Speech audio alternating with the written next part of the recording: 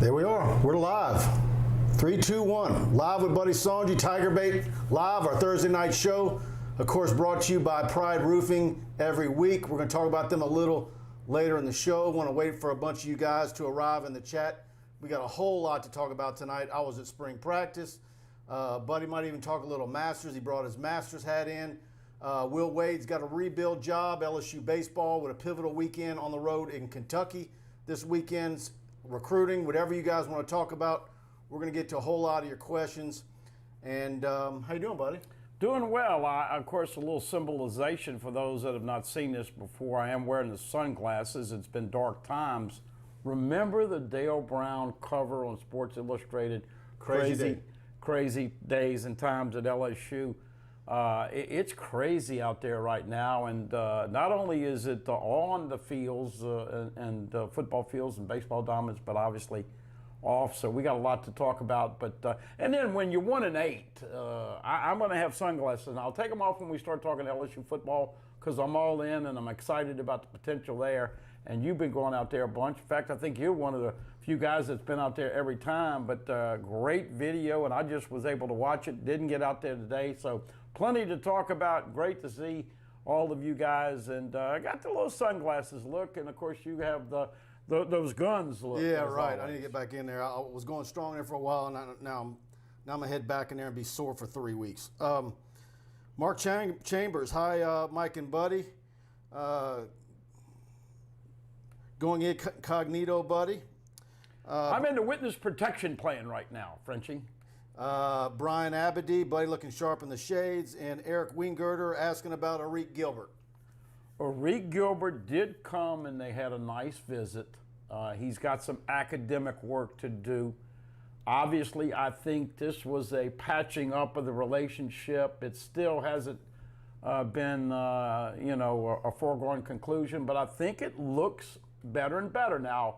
Whether or not he'd be academically eligible to play, it's a long shot for that, but I do think that we're hearing good things there. And I got to tell you, Mike, right now, if you look at it, fine tooth every position, tight end is probably the thinnest position on the football team right now. Man, I just, look, I don't know the ins and outs. I don't have his transcript. I don't know what his grade point average was at the end of the fall semester. I don't know what he's been doing, if he's been doing any coursework online. Did he withdraw? Does he need the fullest load you can have in summer school plus an intersession? Can he even get to eligibility? What would it take? But there's one thing that's been consistent, at least from me, and I've been saying it since December, that I felt all along that the best path for him, just ignoring all the tweets and the new Twitter accounts and all the stuff out there, that his best bet was to stick it out at LSU to get on the right track. And I hope he does get on the right track. And I think a lot of LSU fans over the months have started to read through the lines to have an understanding as to what's going on with him. And so it makes you should be pulling for him. Well, and I think when he look, that was a big surprise. He was one of the first guys to go all in and rebuff Georgia, his home state, and obviously Alabama and Nick Saban. But when he was being recruited, if you remember, LSU and Joe Burrow were throwing the Thad Moss, and it was an incredible year, and they were all getting great reviews. You saw that incredible sweeping of all the awards. Moss with some great moments, including the tiptoe in possession catch against Bama. But Mike, one other thing too that I don't think we mentioned enough. Eric Gilbert saw SEC football in Tiger Stadium at its greatest, and that was such a letdown for all these guys. This is one of the reasons that Liam Shanahan is back. He wants the experience of SEC, and let's hope we get 100% attendance, and let's hope we get back to tailgating and all what's that. Funny is and I saw the news story today, and look, I know it's a touchy subject, and because I'm going to talk about it, you can book it. I'm going to get some smart-ass comments on our YouTube channel the next few days, people that finally catch up to the show. But they're starting to notice that some of the states that have pulled the mask ban and opened things wide open are now starting to have a trajectory of numbers that's lower than all the rest of the country. And so you've been saying for quite a while that you thought they'd be at 100% by September. And with what I'm seeing out there, everybody's getting vaccinated, I think you're right. So Well, that's the key. I didn't realize, I don't think anybody in the country realized we get the vaccine in here, and a lot of people get look, credit man, for that. I was at Winn-Dixie the other day. I told you Saturday. Yeah, yeah. Of course, I'm down the list age-wise and whatever, but that doesn't even matter anymore. No. I'm standing there in line and I'm like getting my Zyrtec, allergies going berserk, and I tell the lady, I'm seeing in the Winn-Dixie they're setting up a table, and I'm like, oh, when did y'all start doing vaccinations here? And she goes, 2 weeks, and she goes, you want one? I have an extra shot. And it was a Johnson & Johnson. And I called you, and I'm like, and I sat there for a little while thinking about it. And, some people want the one shot, but I'm kind of thinking I want the two shot like you got. So some of you probably in the chat got the one shot. I don't know. I just may go to Winn-Dixie and get the one shot. Well, we got to get our lives back, and we got to get a handle on what we've been through. This has been a tumultuous year, and connecting those dots, though, my point was that Eric Gilbert did not get a true pulse of what it's like to play football at LSU in 2020. But I don't know what it just in my mind with him would be a long shot. Yeah, for him to be eligible. Well, no doubt about it. But let me tell you something, folks. If he can get right. And obviously he had some issues, as personal issues, as we all know. But if he can get right, I think with Pete's and DJ Mangus and Munoz, I really think that, whether it's this year or in 2022 season, if he sticks around and it works out, I really think he could have some big numbers. Let's see what else. Will Wade has got some defections. Yeah, most of you pretty much figured this, and I can go ahead and predict the rest of it for you. Trendon Walford declared Wednesday. We'll have an agent, so he's gone. Javonte Smart declared today with an agent. He's gone. Expect Cam Thomas to go, and Darius Days probably to go. So that could happen Friday or Monday, but Will has said all along he's going to expect to lose those 4. And one thing about Will Wade now, nobody is going to outwork him on getting these kids in here. Interesting to see what all this other stuff. We hadn't heard from Dick Vitale lately, but Musa Sissi, is I think in the transfer portal. So Wade is going to do his best to get players over here, but man, that's a lot of offense he's got to replace. Yeah, and it's been awful quiet as to what he might try and get in here in the next period of signing. But when you look at what's going to be lost off this team, there's no, and you look at what's coming back. There's no way of looking at it other than a rebuilding situation, unless he has a couple of guys that come out of nowhere, and they're going to, which would certainly make them young. So, Richard Taylor, hey buddy, Charles Duncan asked me, what's your take on Malik Agbu? And look, that's an offensive tackle. I'm getting more and more info on visits getting scheduled. The kids and the coaches are scheduling visits like they expect visits. So, of course, you're talking about a 4 or possibly 5-star offensive tackle from Washington, and we'll see. I'm always skeptical of those, but you never know. You got Texas and a bunch of other schools in on him as well. He's got offers from all over the country, so we'll see. To me, it's going to be very telling who comes for camps and schedules visits this summer. So, I think the main thing with James Craig and LSU football, Mike, is that they got a break. They got all the linemen that they needed to come back. Obviously, Shanahan can't afford to get hurt because you don't have a bona fide backup at center right now. They're trying Charles Turner, but he still has trouble with the shotgun snap. And Marlon Martinez is being cross-trained guard and center. You got back Dare Rosenthal, who we might thought would go out because he's had some suspensions and tough problems. And then Deckel is coming back. Hines was too heavy to go. And Ed Ingram, probably one of the big surprises. So all those guys coming back, it doesn't hurt them because they only signed 2 linemen, Dellinger and, of course, McAnally coming in here. And I told you, I was a little Dellinger's height.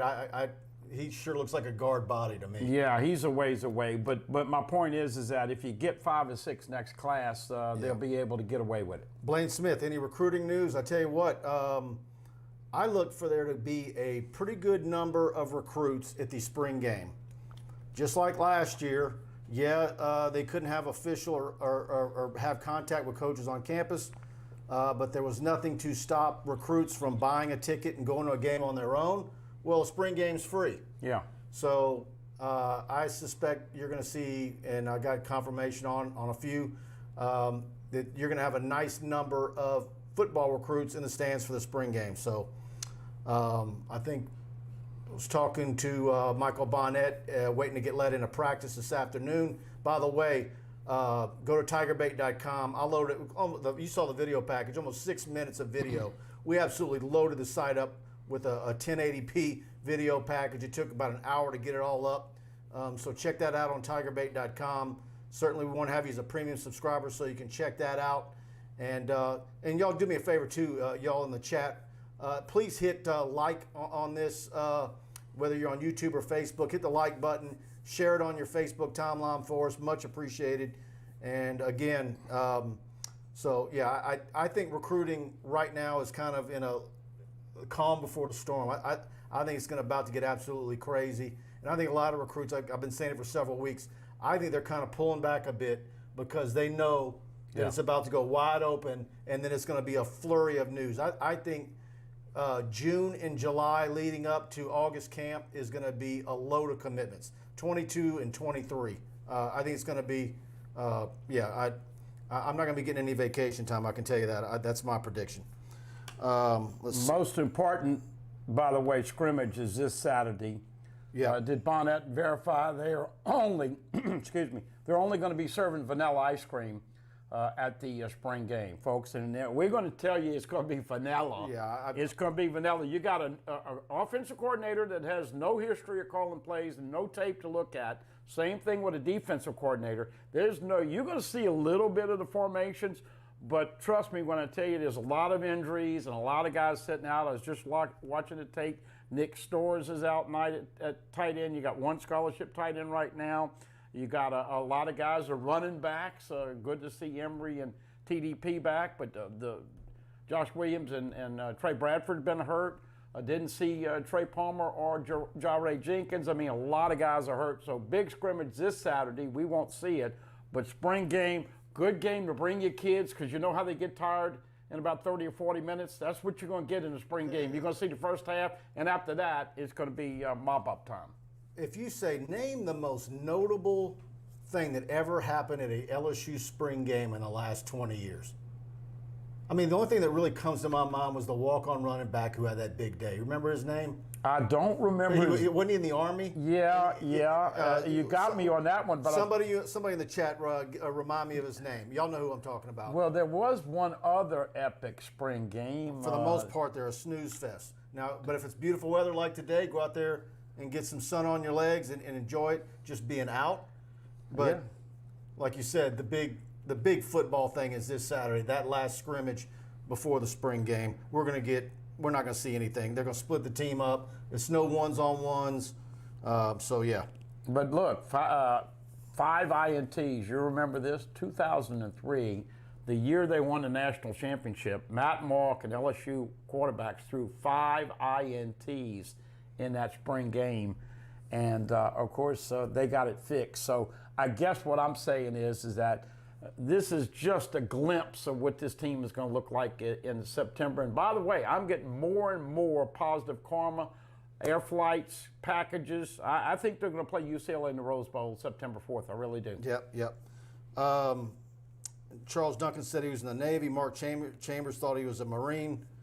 I know Charles has got a pretty good memory. He probably was the Navy, but and he says Tiger Bait's a great deal. Appreciate that, Charles. Let's see. Troy Davis, Walker Howard, and Arch Manning. What's the question, Troy? Let me know.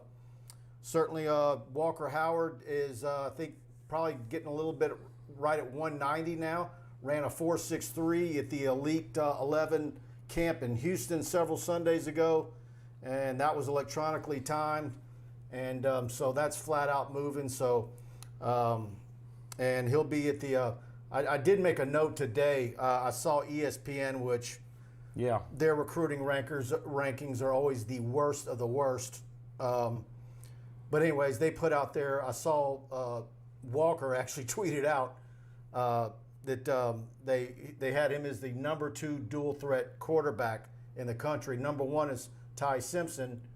Of course, his dad's on the staff at Middle Tennessee. But Ty Simpson was one of those kids that was at the LSU camp 2 summers ago when it was the greatest collection of quarterbacks I've ever seen at an LSU camp for over a 3-day period. But even though they're both in the same class of 2022, what people don't realize is that Ty Simpson is almost a full 2 years older than Walker Howard. Yeah, I read your stuff on it. So yeah. By the way, kudos to you. You told me before anybody. Of course, Walker had to wait before he was getting this action, and really just had his first year starting last year because of the pecking order. But you told me from the get-go. You said, "Buddy, I'm telling you, man, Walker Howard is going to be special, and he is just doing everything that he needs to do, and that body's going to be right. He's got the arm from his daddy with the good genes. I know he's got the eyesight, and he's got that it factor. And, of course, throwing it in, just like Nussmeier, Russell Shepard, others, he's got a personality that people gravitate to." His late mom was a heck of an athlete, and, of course, his sister was on the LSU volleyball team. She's since left the team, but still a student at LSU and a real good student, I understand. So let's see. Let me go through some of these questions. UGA is beating Vanderbilt 6-1 in the top of the 7th. My buddy Bart Smokey, you can listen to him on Tiger Talk Mondays from 4 to 6. I'm on from 5:45 to 6 with him every Monday. Check them out on 969rocks.com. You can listen to him. So, yeah, UGA, would you guess that?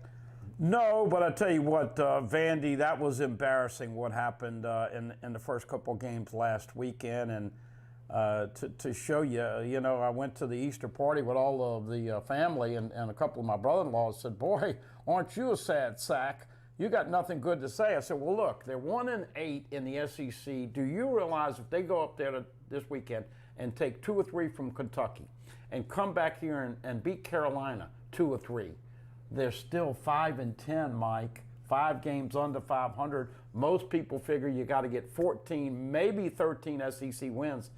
I'm not seeing it either. I hope I'm wrong. I'm hoping we big, large-sized crow burgers. I just don't see it this year. No. Look. But Vandy's really good. Let me tell you what, Georgia won't beat Leiter tomorrow night. Leiter's the best pitcher in the country. Bart Smokey, Traveling Tigers with the Alumni Association, has a great package for the UCLA game. And, I think that's going to be a nice trip. Let's see. Kevin Pavone. Video was nice, Mike. I noticed in your video, in the LSU Sports Release video, that the deep ball timing looked a little off. Buddy talked about that before we went live. I can tell you I shot a little bit of clip that I didn't include in my video package because there was nothing going on. But that was a new drill that they had never done before. They were moving the receivers around. They didn't know whether they wanted them at the hash or on the outside. I think that was the first time they ever ran it. So I think that's why that drill looked the way it looked. Didn't look good, but they were continuing to work on it after they booted us out. So I imagine the video got better, would have been better the longer we had gotten to stay. But yeah, no, that was the first time they were running that drill. But you brought the same thing up when you watched it. Well, you got to put more air underneath the football, and you throw that looping ball, and they were throwing it more on the line, and in the tape you had. I think Joncha Kirkland, who's getting a lot of reps because of Keyshawn Butte, obviously number 1, Coy Moore number 2. He's going to wear number 2 this year. Of course, Jare Jenkins, Trey Palmer, and the others. Devonta Lee, I like the way he's catching the football. He's coming along. He looked good today. He looked good. I think he's going to have some reps. Now, he won't be in the first 3, but he in the second 3. And I will tell you, I think he looks leaner. He does. I think he looks leaner. I think he looks leaner than he's ever looked. So, yeah, he looks leaner. And which he needs to be if he's going to be solely focused on wide receiver and any talk of safety and linebacker, which, I was that guy when he first got here from Amy, but... And the freshmen are going to have to play. I think Brian Thomas Jr., Chris Hilton, and all those guys, they're going. If they can pick up the playbook in the summertime, I think they're going to have some reps. And Eric Herbst, hey Mike, does opening up the recruiting world, also known as Visit, does that work to LSU's advantage? Certainly it does. You know, I know last year some people thought that having it all closed down worked to LSU's favor because of coming off the national championship, but it starts to become a disadvantage if you're not able to have those guys in front of you. It's one thing to look at huddle film. It's one thing to look at whatever these kids or their coaches are loading up on Twitter. That doesn't, you know, that can get you so far. But at some point, you need to have them in front of you. And at LSU camp for a visit, you really want them being able to go one-on-one against the best of the best that attend an LSU elite camp. You want to be able to size them up next to the other kid you're recruiting. You want to be able to time them yourself, talk to them. Do they? You know, one of the things they always tell me is the kid look them in the eye when they talk. So very, very, very important. You don't want to go several years of lockdown and scholarship offers being solely tendered off of highlight tapes and whatever video that. I mean, I know the LSU staff was subscribing to every service they could get video from. They were begging television stations for whatever they could get. They had DVRs running on every channel that was broadcasting in a high school game, watching Huddle, YouTube, Twitter, the works. So it's not fair to either party. I mean, would you marry somebody without seeing what she looks like and meeting her? Yeah. I mean, this was crazy. They couldn't come on visits, and yet it's the most important decision that they have, 17, 18 years old. And you look at Joe Burrow. Do you realize he was looking at Cincinnati? He was looking at LSU. There was a lot of pull for him to stay close. But you know how many $million decision that was? Now, he's a grad transfer and not a true freshman. But my point is that this is an incredibly important decision. They couldn't come to camps. I mean, it just wasn't fair to anybody. I tell you what, guys, I always like to do it at this part of the show. I want to talk about Pride Roofing, our corporate sponsor, sponsors each week. Much thanks to Alex Martinez and Mike Faraday, great guys over at Pride Roofing, and what a deal they have. If you think you're maybe towards the tail end of the lifespan of your roof, you give them a call. They come out and give you a free inspection.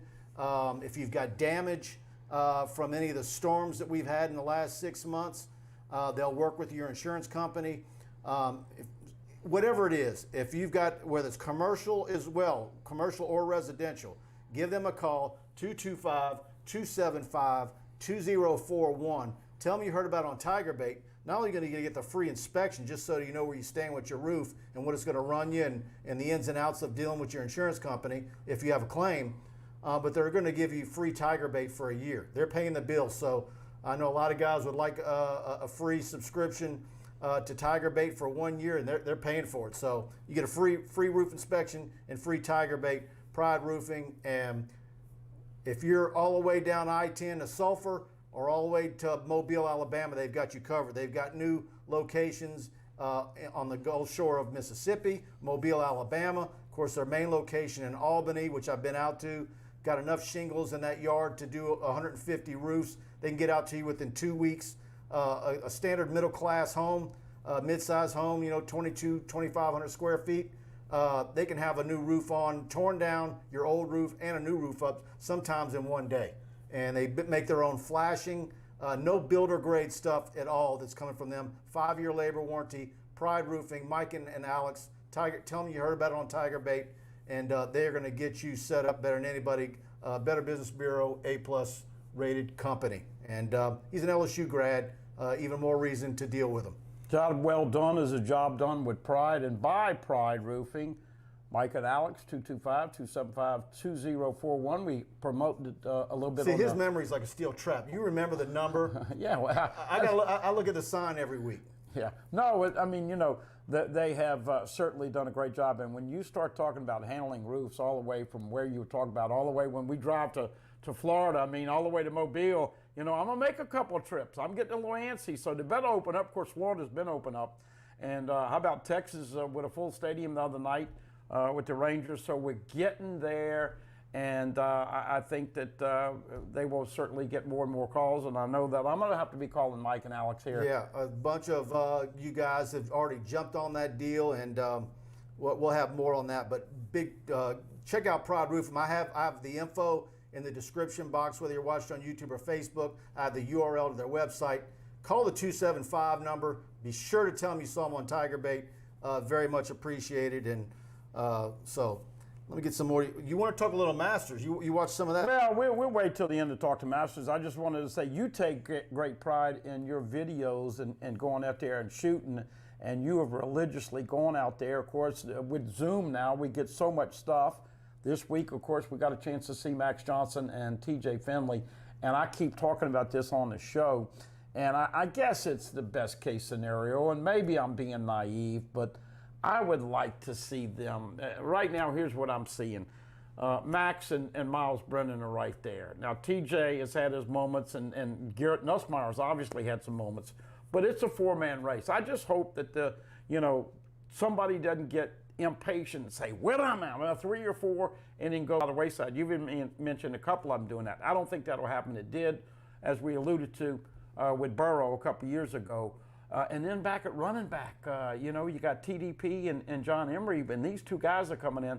So it's interesting that you got some battles, but I would love to see them keep all 4, because Mike, they played 3 last year. You never know about injury, and I'd like to see all of them. And of course, we know it's a different world now. You don't get the starting job, or you're not in the pecking order. But where are you going to go? What offense you're going to run? And where are you going to be on the depth chart at the next stop? Those things have to be taken into consideration as well. Yeah. Ronald John Elias. Look, we're 26 minutes into it, and this is the first time we're going to talk about it. What's that? Well, you know where it's coming after I set it up like that. He asked, is all these distractions hurting recruiting, not going away? I'm not seeing anything on that, but certainly it's not a good look, whether you believe half of it or believe 2/3 of it. It's just not. The stuff with Sharon Lewis, I've known of Sharon, said hello many times, seeing her at camps and knowing what she has done in the program for 20 years, and you just, this kind of stuff is just real ugly. And then that press conference yesterday, I don't know. What I do see is I think the local media is no different than the national media in some cases, and that they jump to conclusions with just a little morsel of information, and then a week later, when you get the rest of the story, there isn't much of a mea culpa after they went off the deep end the week before. So I tend to stay away from this stuff and concentrate on sports, but certainly whether it's the Our Lady of the Lake stuff, and they're waiting to see how that's going to flesh out with the football and their own self-sanctions, the Will Wade stuff, the Title IX stuff, and implementing all the 18 bullet points that Galligan and those willing to do, and now the stuff with Sharon Lewis. I've got a thread on our board, and our buddy Kenny Haynes, Tiger Shark on our Tiger Den Premium board, dove into that right away and laughed at the $50 million number, because you're capped in the state of Louisiana as far as lawsuits, and there's also some stuff in the ways you have to sue. And not only did he, but several other lawyers that I've heard from and talked to have said similar things, that that press conference yesterday did nothing but hurt their case. Yeah, real quick, and I had never said this over here on Facebook, but, I knew John Paul Funes, and he was an upfront guy, and I know he loved LSU, because when DiNardo told Rohan Davey, look, you're behind Josh Booty and Craig Nolan, number 3, Rohan took John Paul's cell phone, called his mom and said, I'm coming home, Mama, I'm number 3. And she said, no, you're not. This is going to be a great lesson. We know the rest of that's history, and there's some more craziness with that story. Man, when the Funes story broke, I was on my way to New Orleans. I want to say it was a Wednesday night, going to the Sanger. I think that's the last concert I've been to. And my girlfriend says, she knows him, worked with him. Yeah. Was absolutely shocked. You talk about an upfront guy. I know people that know him, know the fam. I mean, nobody. It just was a shocker to everybody. Yeah. But he's back. He's in home confinement or whatever. He's got a twin brother.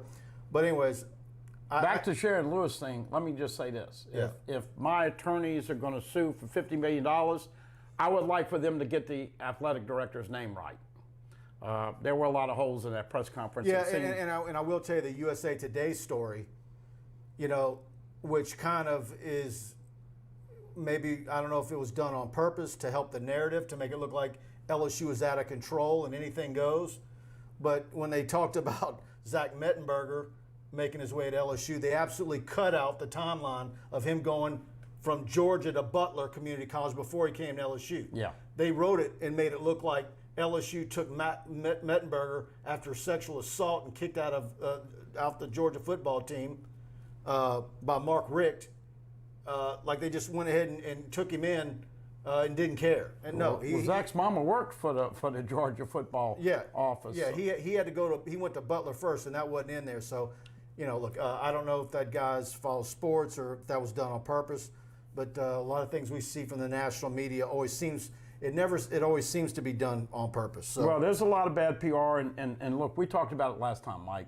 LSU needs to get them another version of Herb Vincent. Herb Vincent did a great job of keeping LSU and their brand and their mindset out front, and there's just been so many accusations and so much mudslung, you just don't know. I will tell you this.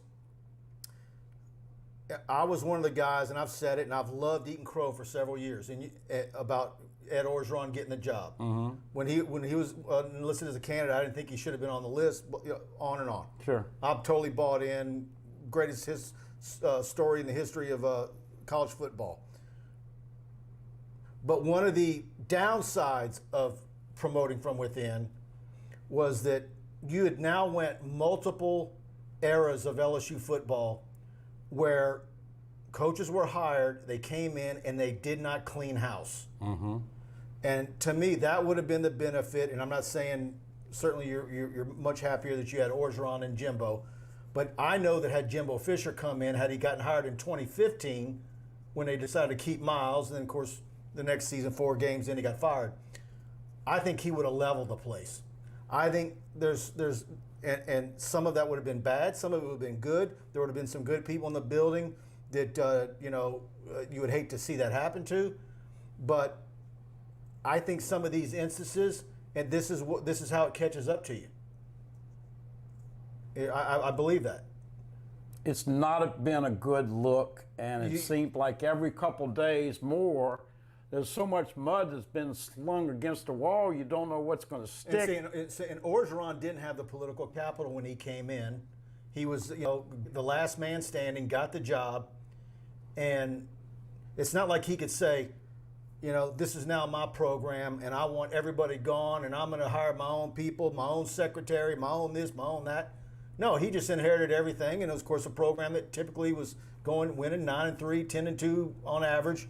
And, a lot of people there, but in reality, even some exceptional people, I think they get entrenched in, I don't know, I think that's part of what's going on here. Well, that's what the cancel culture wants. Had it been an even, had in 2015 that place been gutted like a fish, and you would have had new people in, that Blackwell report would have been how many pages? Half. Yeah. So that's just my thought. Well, look, we don't like to spend a lot of time on it because people, it's redundant. All I can say is that a lot of bad PR, and the original question, far better than almost anybody, will it invariably hurt LSU in recruiting? And I don't think anybody can say definitively right now, this thing is going to carry on. All the lawyers and people I talk to, this is going to be years and years and years before this thing is cleared up. But you don't want any more Darius Geises and Drake Davises on your football team. No. That's got to be cut out for sure. Absolutely. Let's see, guys. A lot of partial reporting, Blaine Smith says.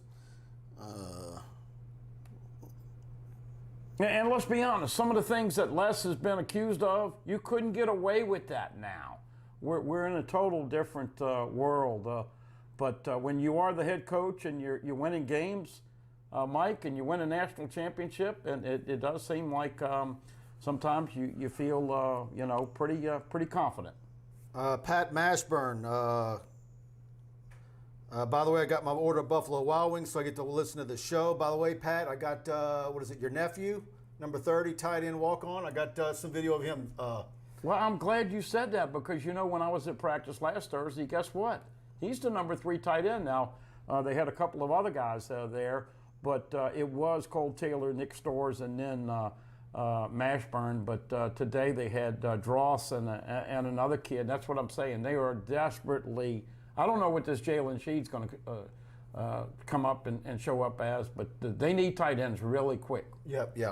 Blaine Smith, much thanks for this kind comment, Blaine. Mike gives it to you straight. Great job reporting, accurate.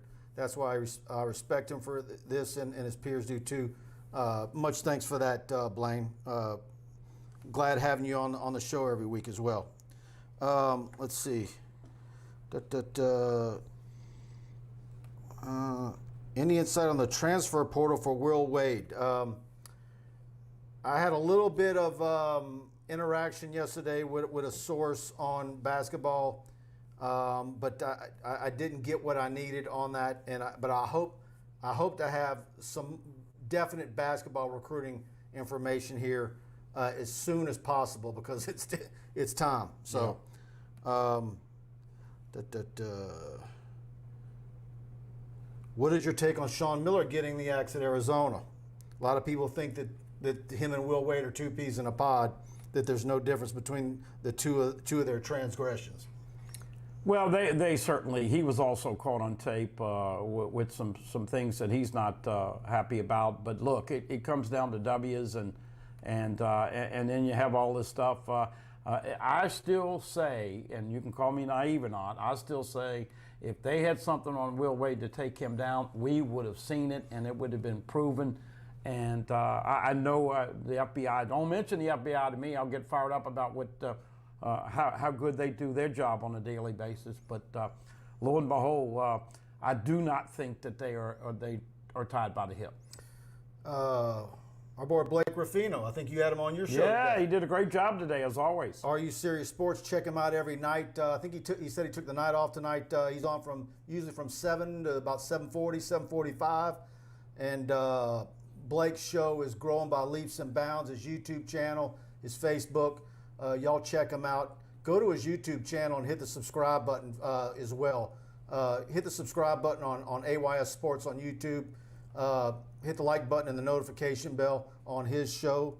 And he's a friend of ours. And he said he knows who I was talking about when referencing local media who jump off the deep end and the next week don't have much to say when they get the additional info that changes the whole narrative of the story. I had no idea him and I had the same taste in music. He's singing. I'm so excited.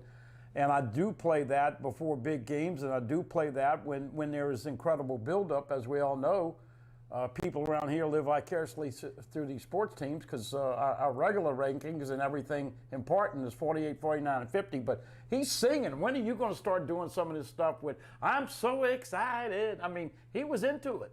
Tasha Thibodeau, one of the biggest LSU fans on Facebook, runs the great Real LSU Nation Facebook group. You want to check that out as well. She gives us a go, Tigers. Thanks for being with us, Tasha. Big time. Let's see. All right, guys. Let's see. Okay, we got. We hit the legal thing.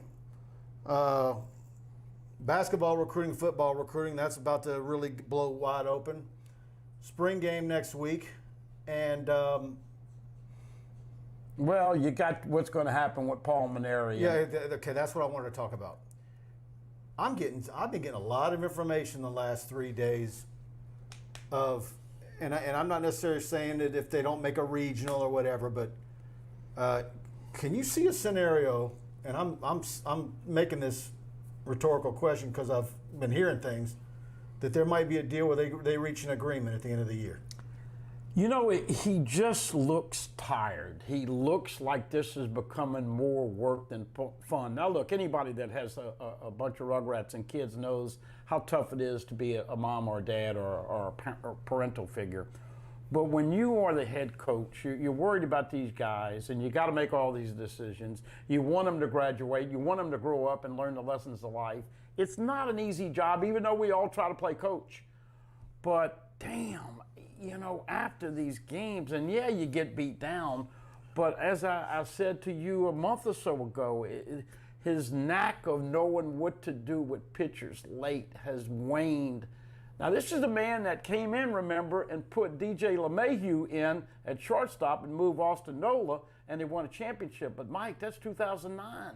And whether you're at LSU or whatever, even O has found out how quickly the honeymoon's over after the national championship. But I am hearing some background noise that he's had some neck situations, and he's still having headaches, and he's not physically feeling that good. He just does not look. You hit it. He's not having fun. I mean, look. I was listening to Ronnie Rance the other day, and he said, "Look, he's always been a guy that wears his emotions on his. If he's happy, it's obvious. If he's miserable, it's obvious he's miserable. He doesn't have an ounce of Tom Landry in him. But I mean, he just seems like he's just not having any fun. It's torturing him right now. I tune in for our media Zoom calls. And of course, I upload every one of them after every game and all of his press conferences to our YouTube channel. And but the post game after the brutal losses, yeah, I mean, it's tearing his guts out. Yeah, sure. I don't think he's enjoying it. Well, he's a Hall of Famer coach, and he's going to end up winning about 1,500 games, which you can count on one hand, college coaches that have done that. But the karma, and you're still having the problems. He's just getting around to playing the right offensive lineup. But here's the real problem, too, that a lot of former players have, and a lot of players that have gone through here have. He calls people out. He was calling out Cade Beloso and Cade Doty the other day on a Zoom call. He put a lefty, Brady, in right after Jaden Hill got hurt, gave up 5 runs. He's blaming the left-hander.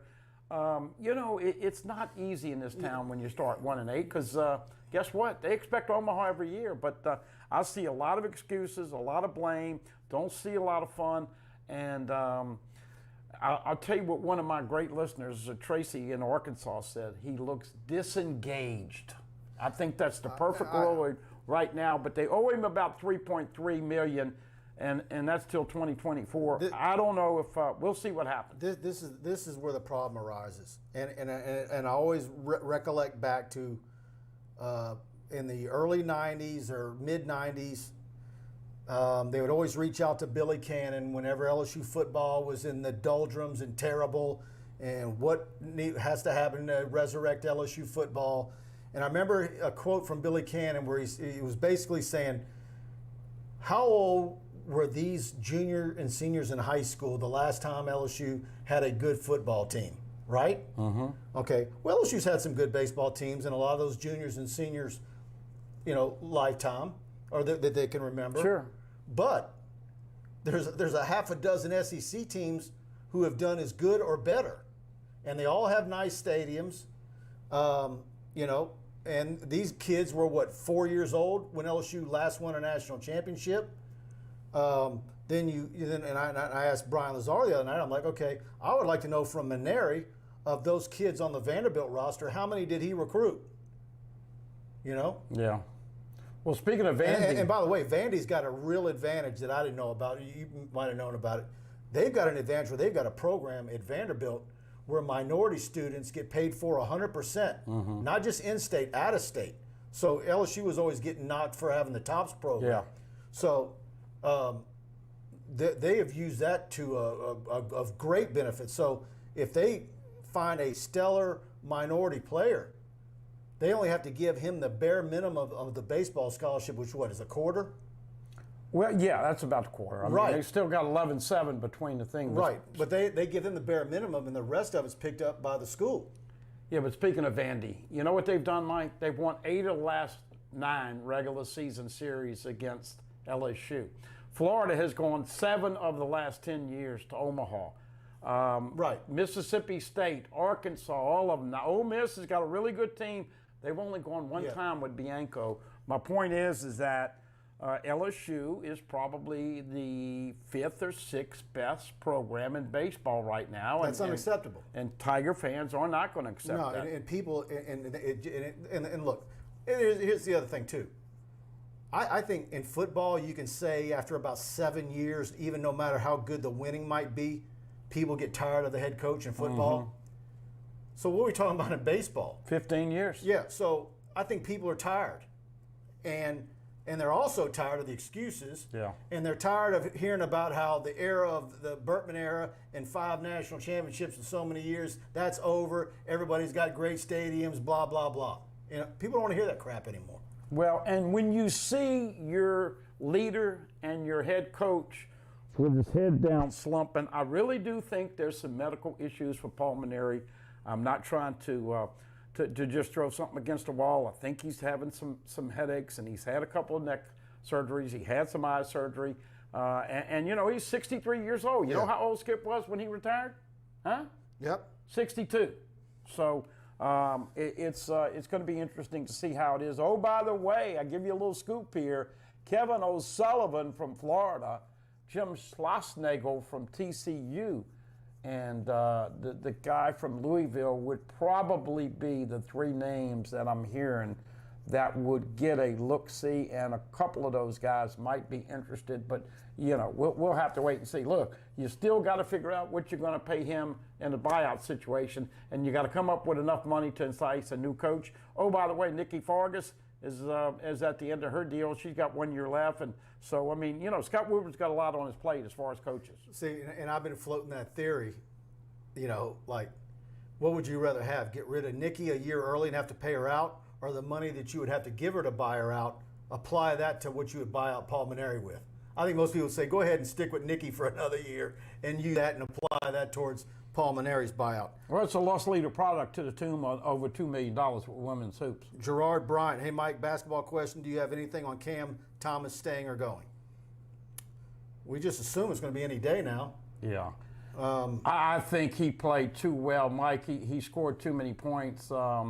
I would say that there's a better chance of Mike Scarborough getting married before the end of the year than Cam Thomas coming back to LSU. Yeah, and Kenny Haynes would be doing the prenup, so he chimes in. No, I think Cam Thomas is going. I know a lot of people say he's not a finished product. Well, I know, but when you see him playing in those big games and lighting it up, I just think he's got a body to where he is going to be a star, but needs to work on his shot selection IQ. A lot of times just bad shots, but they'll teach him that in due time.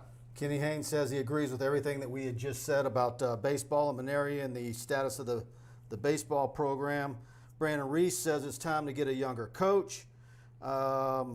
Look, here's the thing. You really, when a coach puts in those number of years and does bring you a national championship, you do want him to go out in a good way. That's why I think there's a whole lot of people that don't hammer him. Look, the guy does deserve some respect. Sure. But I do think, it's time. Well, unfortunate for Dale Brown. Dale Brown, the last 5 years, tainted his first 20. But look, the days of Charlie Mack staying 18 and Mainieri 15, you're just getting fewer and far between. Now, look, we do know Mark Few is 21 years at Gonzaga, and Scott Drew is 18 at Baylor. And man, I tell you what, Baylor looked really good, and they could have had a chance for a double championship because Kim Mulkey Jr. and the Lady Bears got the raw end of the deal with a bad call. They didn't make at the end of the game. But lo and behold, there's not much patience left. I would hate to say this. I think the fan base in baseball right now, almost to the point of Paul Mainieri, as they were with Les Miles after the Lambeau trip, when he lied to everybody and said he was going to throw it and they lost to Wisconsin. I never seen a fan base more mad at a game than that one. Oh, yeah. And they fired him on that particular night. And, of course, 3 games later, it was over. Yeah. Kenny Haynes says that coaches consider in baseball TCU, Louisville, Texas Tech, Dallas Baptist. Yeah, well, TCU is we mentioned him. And believe it or not, I'm hearing some strong overtures that Kevin O'Sullivan would talk. By the way, guys, we thank Pride Roofing every week for being our major sponsor of the show, but I also have other spots during the show to help promote your business. So shoot me an email, mike@tigerbait.com, if you would like to have your business promoted on any of our shows, this one included. We can get you in, and got some real great rates for you, and we're reaching a ton of people. The show is growing every week. Our subscriptions on YouTube and our Facebook channel are through the roof, and much appreciative for that. So if you'd like to possibly have your business promoted on any of our shows, give me an email, mike@tigerbait.com. So, and look, I know you hadn't announced it, but we're going 2 hours tonight, folks. Mike doesn't know. Yeah. Hey, by the way, you mentioned the Masters. I haven't eaten dinner yet. I gave away a lot of my Masters stuff, but I did have this old hat laying around. Justin Rose, the greens are very firm, and you cannot miss some of these greens in the wrong spots for those golfers out there. And, they're expecting rain later on in the week, but lo and behold, Justin Rose, 7 under 65. The low 2 scores were 3 under, so he's got a nice big fat lead, and it'll be Lee Elder with Gary Player and Jack Nicklaus. A lot of symbolization there with all the things that happened this morning, of course, and it's for a guy that loves golf and watches golf and plays golf. This is the first major of the year. So should be interesting. But no Tiger Woods. No Tiger Woods, and that usually hurts with the ratings and all that. But look, he's. I tell you what, Have they put out how his legs are doing? Or do we know? Well, they put out that he was going an incredibly high speed. Yeah, I saw that. But what is the outlook for his future with his legs? Just saying that he's improving. I think it's way too early. Okay. But whether or not he plays in a professional golf tournament and can be competitive certainly is up for debate, and we'll just have to wait and see. Ronald John Elias says, Woodward and Coach O get along. That's a very interesting question. That's a good question. I think that, is it a tolerate thing? I don't know. I do think when Scott Woodward says that he doesn't meddle or have any on the day-to-day or hires and all that kind of stuff, I don't think that's entirely accurate. And when a lot of people jumped on Ed Orgeron for saying that he didn't interview the coaches he hired last year, they thought that, man, how could he do that? That's ridiculous. What he was doing was throwing shade. You read it, you heard it and read it the wrong way. So. Well, my 2 cents to add here is that, look, Scott Woodward went on a liberal radio show and stayed for an hour and specifically said that Coach O was wrong about saying that Donald Trump treated us great at the White House and didn't want him to get into any politics. I had political people on the other side, on the right, being conservatives, that were upset when Ed Orgeron was promoting John Bel Edwards when he was trying to be reelected. Oh, what is he doing? So right. There's a no-win. There's a no-win situation. No. But you gotta have the same rules for each party. So that's an ongoing relationship. Blake says, Mike, you love this question. I sure do, but not on this show. Will I dive into it the way I'd like to? Yeah. Well, let's see. I'll tell you this. He'll like Coach O more if he wins 10 games this year. Yeah. Let's see.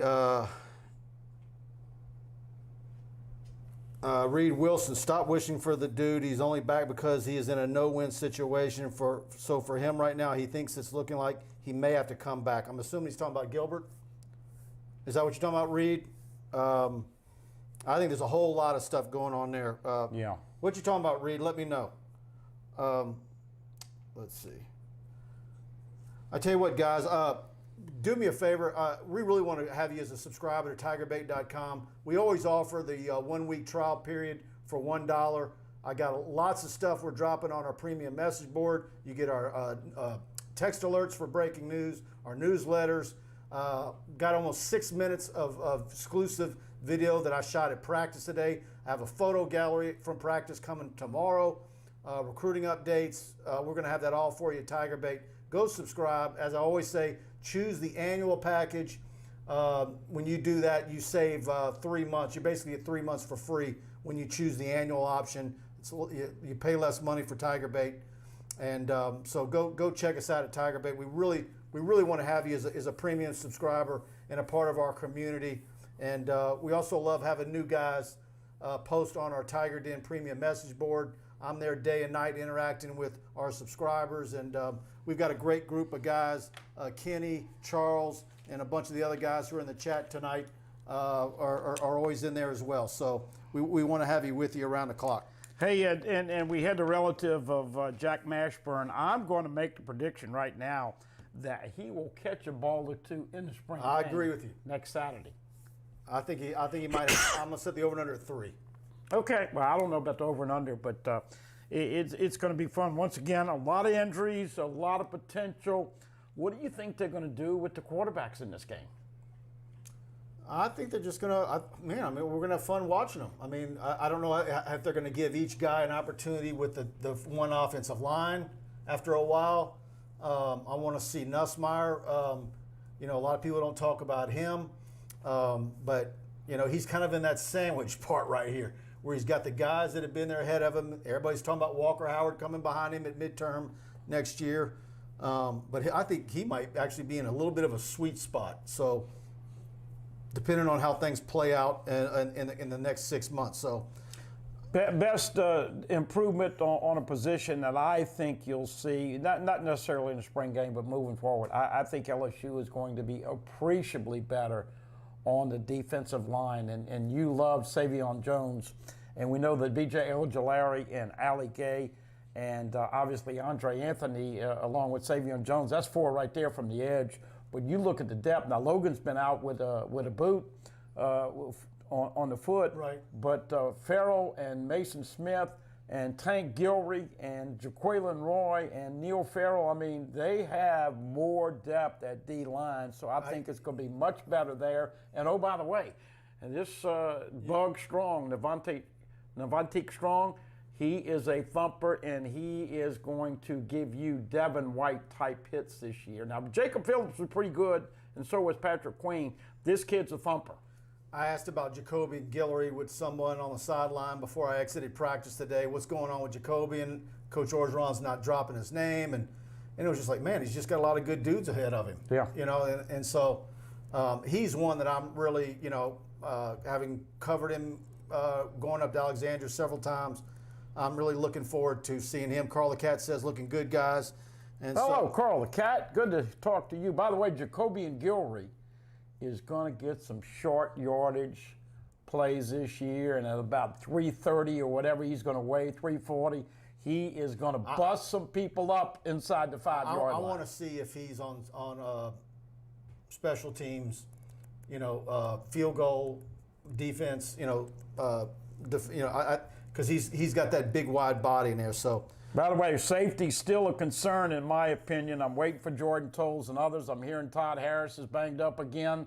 So safety is an issue. Derek Davis Jr., Sage Ryan coming in. Langlois going to probably play some youth at safety, but linebacker appreciably better. And let's be honest, this has got to be Derek Stingley's money year. I would expect he's going to play a lot closer to his freshman year than last year. Yeah, I think I got some of Derek today. They were relegated to one sideline. Good thing I got a pretty darn good zoom lens on my video camera. I shot over to the defensive backs, which were a football field over, and I think I got some stuff of him. Defensive line were just when I got them when they came over from the sleds. I think got a good look at them, but they weren't really much movement. Got a lot of offensive line, a lot of quarterbacks, receivers. Kevin Falk getting active with the running backs. That was some good stuff on our video. Go to TigerBait, check that out. Thanks to Charles and Blake for the kind words. Blake says TigerBait's his first stop every morning, loves being a subscriber. We love having both those guys, and Kenny and everybody. So, all right, guys, thanks to Pride Roofing again. And go to TigerBait, subscribe, check out our video photos tomorrow. Thanks to Buddy for being with us again this week. And we'll see you guys next week. And We have a lot for you on TigerBait.com. A lot of free stuff on the front page right now, by the way, too. Loads of player interviews today. We had Finley, Max, Ed Ingram, Damone Clark, Keyshawn Butte. and Keyshawn Butte. All free interviews. That's all on the front page of TigerBait.com. So we'll see you guys there and back here next week. Much appreciated.